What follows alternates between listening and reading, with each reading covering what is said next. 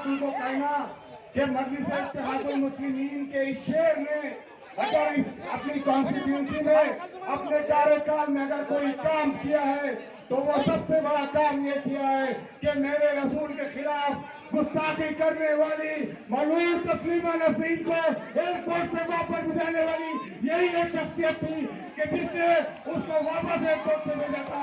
यही एक काम हमारे लिए बहुत बड़ी बात है। मैं दावत देना चाहता हूँ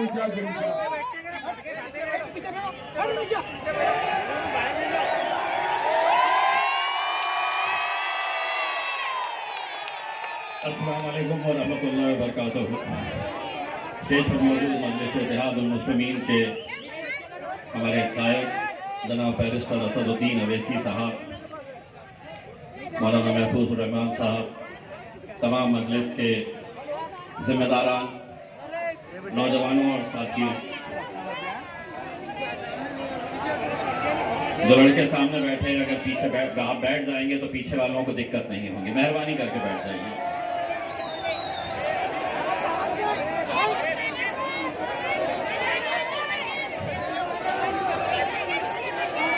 जलसे की शुरुआत इससे पहले भारतीय जनता पार्टी के नेता हिंदुस्तान के अंदर जब प्रचार की शुरुआत किए तो उन्होंने मेरे शहर को चुना। अमित शाह साहब यहां पर आए और यहां पर आकर उन्होंने सांस्कृतिक मंडल के मैदान के ऊपर यह बताया कि जब दिल्ली के अंदर मुझसे पूछते हैं कि इस शहर का एमपी कौन है तो मुझे कहना पड़ता है कि एमआईएम का। अब एमआईएम को यहां से उखाड़ कर फेंकना है और कमल को खिलाना है। तकरीबन 1 महीना हो गया है, मुझे कौन उखाड़ कर फेंकने वाला है अभी तक तय नहीं कर पाए हैं तुमने। मैं रोज इंतजार कर रहा हूं अमित शाह साहब कि कौन आने वाला है उखाड़ने के लिए। जब तकरीर करने खड़े रहे तो उन्होंने कहा कि यहां से कमल को खिलाना है और दिल्ली को भिजाना है। पब्लिक मन ही मन सोच रही थी कि नहीं, गलत बोल रहे हैं अमित शाह साहब, यहां तो पतंग ही उड़ाना है। जब उन्होंने पब्लिक की तरफ देखा तो समझ गए। उन्होंने कहा खिलाना है, यहां से कमल को दिल्ली भिजाना है। पब्लिक खामोश। बोले बोलो, जोर से बोलो। तो कोने में बीच कुछ बैठे हुए थे, उन्होंने कहा हाँ भिजाना है। अमित शाह साहब, आज इस नाचीज का चैलेंज स्वीकार करिए। अगर है हिम्मत तब डालिए मैदान में अपने ताकतवर जो भी उम्मीदवार होगा। देखा जाएगा 4 जून के दिन हम जश्न मनाते हैं या तुम जश्न मनाते हैं करके। उखाड़ के फेंकेंगे। गए वो दिन साहब, गए जब तुम यहां पर आकर बोलते थे और हम सुनते थे। अब नहीं चलने वाला है साहब। जो आपसे डरते हैं, जो आपसे घबराते हैं, जिनको आप एजेंसीज का डर दिखाते हैं कि ईडी को छोड़ दूंगा, आईटी को छोड़ दूंगा, सीबीआई को छोड़ दूंगा, पुलिस वाले लगा दूंगा, वो दौर गए हैं। और हम सुनने वाली जमात नहीं है साहब। 75 सालों से हमने क्या काम किया है? तो हमने सिर्फ सुनने का काम किया है। तुम बोलते थे और हम सुनते थे, लेकिन इस शहर ने एक ऐसी क़यादत बैरिस्टर असदुद्दीन अवैसी साहब की तुफैल में पैदा की है कि अब हम बोलेंगे और तुम्हारे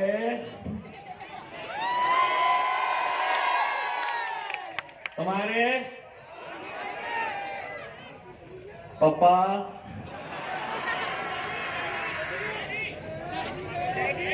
इंतजार में है, कुछ देने वाला हूं क्या करके। इंतजार में बैठे हैं, कुछ मिलेगा क्या करके।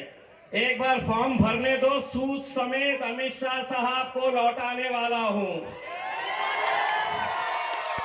और उनको ही नहीं, जो आज कुछ लोग घूम रहे हैं ना शहर मेरी शख्सियत बिगाड़ने में, जो आज शहर में घूम रहे हैं कुछ लोग मेरी शख्सियत बिगाड़ने में, खुद इनका किरदार मरम्मत मांग रहा है।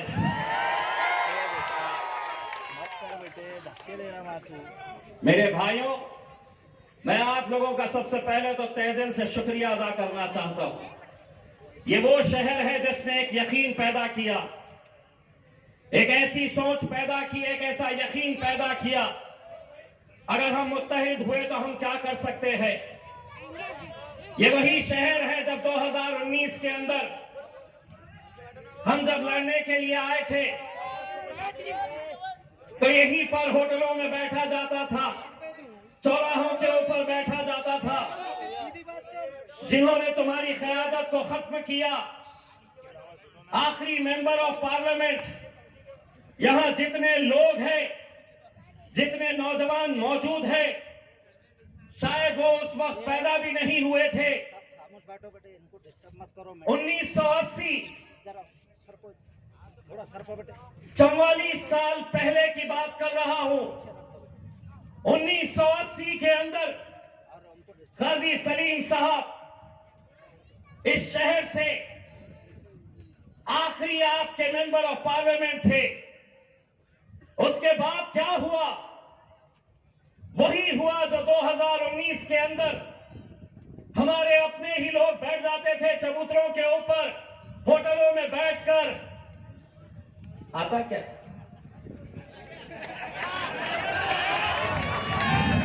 कैसे आता बताओ, समझो।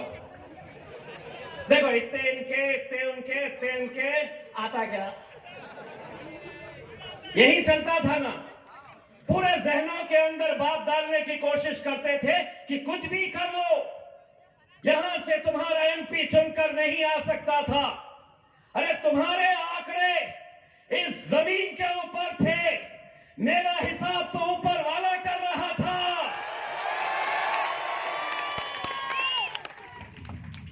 और कैसे हैं वो लोग जिन्हें अपने ही ईमान के ऊपर यकीन नहीं है? तो इज्ज़ो मंतशा तज़िल्लु मंतशा, इज्जत का और जिल्लत का देने वाला खुदा है मेरे भाइयों। कितनी भी ताकतें लगा ले, 2019 में किसी के गुमान में भी नहीं था कि यहां से पूरे देश के अंदर मोदी लहर चल रही थी और यहां पर मजलिस चल रही थी। किसी के गुमान में नहीं था। महाराष्ट्र में कौन कितने जीते, कहां से कितने जीते, उस वक्त चैनलों के ऊपर से यही चल रहा था कि ये जायंट किलर 20 साल के खासदार को उखाड़ने की हिम्मत इन लोगों ने दिखाई थी। 20 साल के खासदार को। अब देखेंगे कैसा घूम रहा है। देखे, 2-4 प्यादों को पकड़ लिए और वो प्यादे क्या कर रहे हैं? जो शख्स इस शहर की बर्बादी का सबसे बड़ा जिम्मेदार है, जिसने इलेक्शन लड़ा तो सिर्फ जाति, धर्म और मजहब के नाम के ऊपर।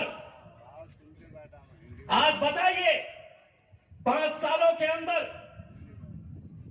मैंने कौन सा ऐसा मुद्दा लिया जो इंसानियत के खिलाफ था? और जब मैं इंसानियत की बात कर रहा हूं तो हर जाति, धर्म और मजहब के बारे में बात कर रहा हूं। कल कन्नड़ के जलसे के अंदर कितने ऐसे मेरे गैर मुस्लिम भाई लोग वहां पर स्टेज पर बैठे थे, स्टेज पर बैठे हुए थे। राज ठाकरे की मनसे का एक बड़ा पदाधिकारी मनसे को छोड़कर मजलिस के स्टेज के ऊपर आकर शमूलियत इख्तियार कर ली। मेरे मराठा भाई, धनगर समाज के मेरे भाई क्यों आज हमारे साथ जुड़ रहे? क्योंकि उन्हें पिछले 20 सालों से यह बताया गया था कि अगर यहां से कोई मुसलमान एमपी चुनकर आ जाएगा तो इस शहर के अंदर दंगे होंगे, इस शहर का माहौल खराब होगा। लेकिन आज वही लोग कहते हैं कि जिस भगवान का सबसे बड़ा आदर सम्मान वो करते हैं, जब उनकी मंदिर के ऊपर हमला हुआ तो वो लोग घर में सो रहे थे, इम्तियाज जलील उनके उस भगवान की मंदिर के अंदर जाकर बैठा हुआ था। 5 सालों के अंदर हमने कोई ऐसा काम नहीं किया जिसकी वजह से जिन लोगों ने हमें वोट दिया उन्हें अपना सर शर्मिंदगी से झुकना पड़ा हो। लेकिन आज वो तमाम ताकतें एक साथ हो रही है, पूरे के पूरे लगे हुए हैं। शिवसेना के 2 टुकड़े, इरादा एक कि मजलिस को यहां से कैसे हराया जाए, राष्ट्रवादी के चचा भतीजे दोनों का इरादा एक कि इम्तियाज जलील को यहां से कैसे हराया जाए। भाजपा हो कांग्रेस हो, किस बात की तकलीफ है? क्या हमने ठेका लेकर रखे हैं तुम्हें वोट देने का?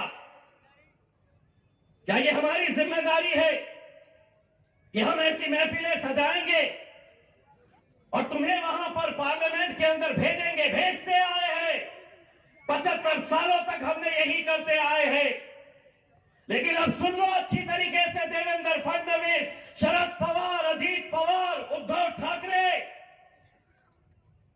बहुत सालों तक तुम दूल्हे बनते थे और हम बारातियों का काम करते थे। अब इम्तियाज जलील दूल्हा बनेगा, तुम्हें नचाएगा इंशाअल्लाह उन बारातों के।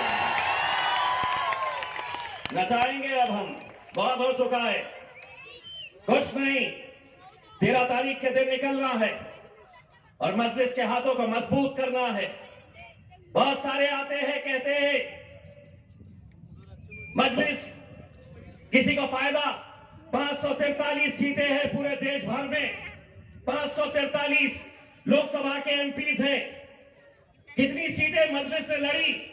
2019 के अंदर महज 3 सीटें। एक सीट हैदराबाद की बैरिस्टर असदुद्दीन अवैसी साहब जीते। दूसरी सीट इम्तियाज जलील की औरंगाबाद में अल्हम्दुलिल्लाह जीता। तीसरी सीट किशनगंज बिहार की अख्तर ईमान साहब 3 लाख वोट लेकर दूसरे नंबर के ऊपर रहे।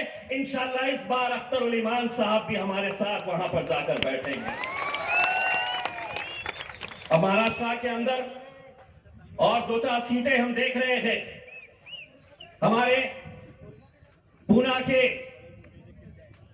अनीस सुनके साहब जो पुणे महानगर पालिका के स्टैंडिंग कमेटी के चेयरमैन रहे हैं, कई सालों तक इनके भाई, इनकी मिसेस वहां से कॉर्पोरेटर रही है, वो हमारे मजलिस के अंदर शमूलियत हासिल किए हैं।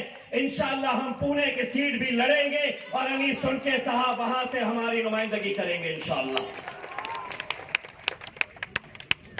मैं कल कन्नड़ के जलसे के अंदर असद साहब ने ये ऐलान किया है कि बाबा साहब अंबेडकर के नातू बाबा साहब अंबेडकर के सगे भाई आनंद राज अंबेडकर साहब अमरावती से इलेक्शन लड़ रहे हैं। असद साहब ने यह ऐलान किया है कि हम अमरावती की पूरी टीम को यह आदेश करते हैं कि पूरी की पूरी ताकत लगा दे आनंद राज अंबेडकर साहब को अमरावती से जिताने के लिए। लेकिन दोस्तों, एक बात मैं ये मानकर चलता हूं कि 2019 के अंदर इम्तियाज जलील की जीत के अंदर मेरे दलित भाइयों का बहुत बड़ा हाथ था, बहुत बड़ा योगदान था। यकीन मानिए, अगर वो लोग नहीं रहते तो शायद ही हम यहां से जीत हासिल करते। आज भले ही वंचित बहुजन आघाड़ी के साथ हमारा गठबंधन नहीं हुआ है, लेकिन एक एहसान है हमारा उन पे। इसीलिए मैं बैरिस्टर असदुद्दीन अवैसी साहब से यह दरखास्त करूंगा कि जिस तरह से हमने आनंद राज अंबेडकर साहब, जो बाड़ा साहब अंबेडकर के सगे भाई हैं, उनको तायीद की है, असद साहब से मैं गुजारिश करूंगा कि अकोला के अंदर बाड़ा साहब अंबेडकर के लिए भी आप तायीद का ऐलान कर दीजिएगा। यह कर्ज हमें चुकाना है, यह एहसान हमें चुकाना है, और यकीनन हम एहसान फरामोश नहीं है।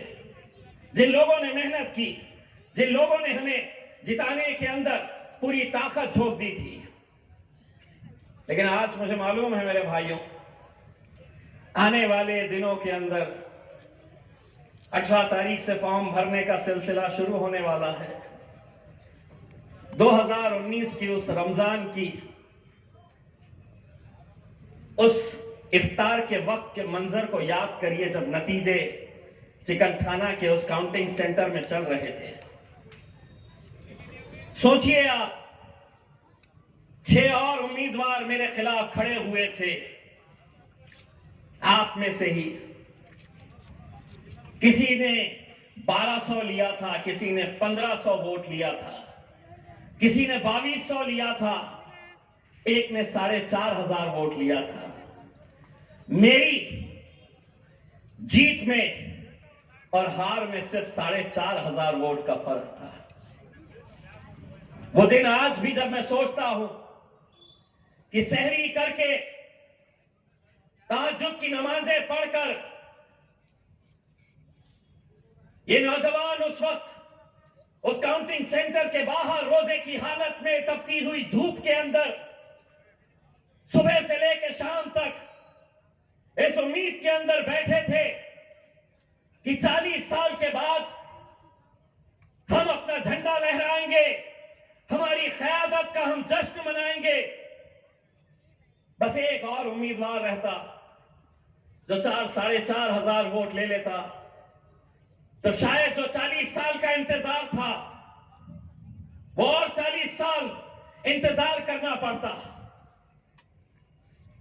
लेकिन आज उससे ज्यादा साजिशें हो रही है, उससे और बड़ी साजिश हो रही है।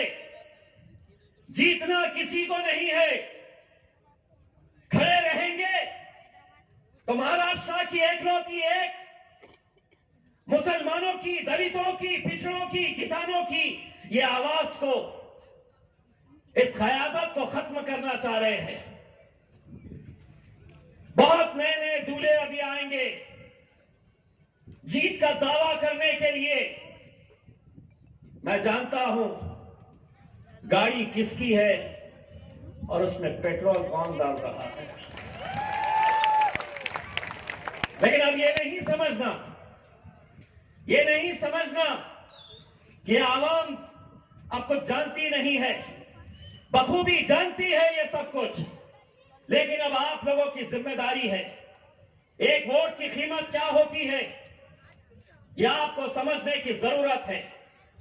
यही होता आया है 40 सालों तक। यही वो लोग जो आज शिवसेना के उम्मीदवार को तुम्हारी गलियों के अंदर लेकर आ रहे, ये वही उम्मीदवार है जिसने सीना ठोक कर कहा था कि हां, बाबरी मस्जिद मैंने शहीद की थी। लानत है तुम्हारे ऊपर, सियासत गई चूल्हे में। लेकिन अगर चंद रुपयों की खातिर तुम अपना जमीर बेच रहे हैं तो इम्तियाज जलील तुम्हारे लिए सड़क पर खड़े रहकर भीख मांगेगा और वो पैसे तुम्हारे मुंह पर फेंक कर मारेगा। कौम का सौदा मत करो। यही सौदा करते करते एक पूरी नस्ल निकल गई, पूरी नस्ल खत्म हो गई। वही धंधे, वही साजिशें। यहां से मुझे गिराओ, हैदराबाद से असद साहब को गिराओ। कब तक मेरे भाइयों, कब तक? क्या आपको यह इख्तियार नहीं है अपनी क़यादत खड़े करने का? पूछो लीडरों से? क्या मेरा काम सिर्फ एक मशीन की तरह हर 5 साल के बाद तुम्हें वोट डालने का है? अगर किसी एक पार्टी ने अगर मुसलमानों को टिकट नहीं दी है तो उन्हें मुसलमानों के इलाकों के अंदर आने का इख्तियार भी नहीं होना चाहिए। लेकिन आएंगे, क्योंकि अफसोस के साथ यह कहना पड़ता है कि बाजारों में आज अगर कोई जानवर खरीदने के लिए जाओ तो शायद उसकी कीमत ज्यादा होगी। इन्होंने अपना भाव उन जानवरों से भी कम कर दिया है।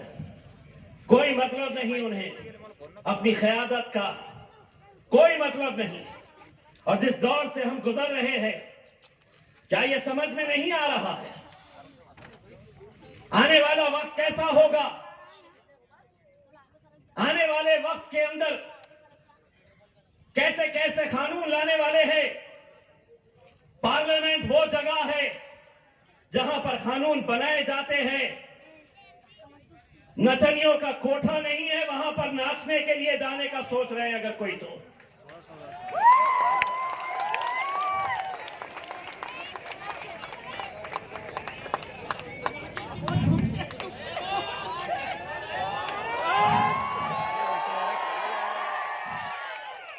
अभी फॉर्म खाला आप सिर्फ दुआ करते रहो जी, बाकी को सबको इंशाल्लाह बसर हो जाऊंगा इंशाल्लाह। आपसे दुआ करते रहिए खाला।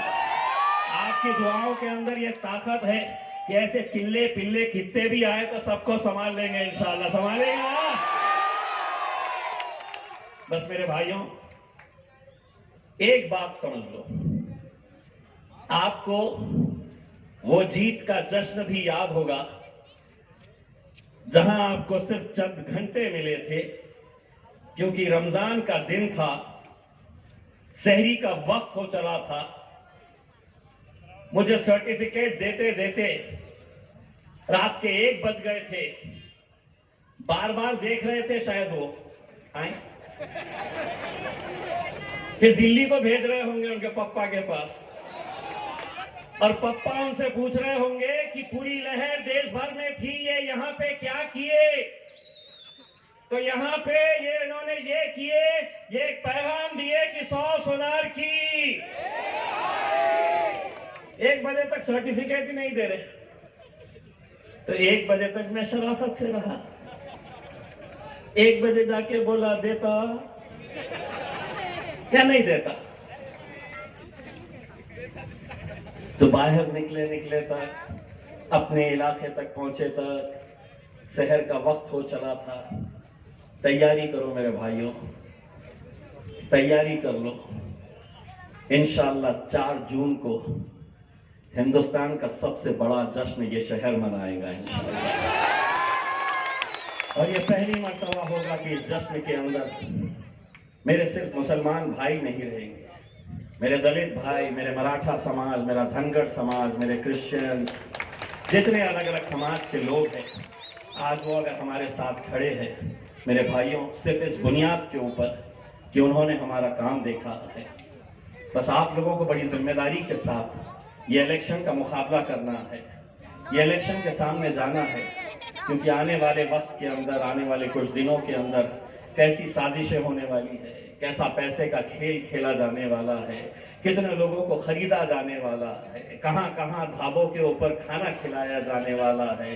अल्हम्दुलिल्लाह हम तो लेते नहीं है, तो बहुत सारों को वहां पे भी लेके जाया जाने वाला है उसके अंदर। लेकिन इंशाअल्लाह एक बात तय है कि 4 जून को जश्न तो हम ही मनाएंगे। और आप लोगों के लिए एक पैगाम, फॉर्म भरने दो, दिल खोल के दूंगा सूद समेत। बहुत बहुत शुक्रिया, आपको बताऊंगा।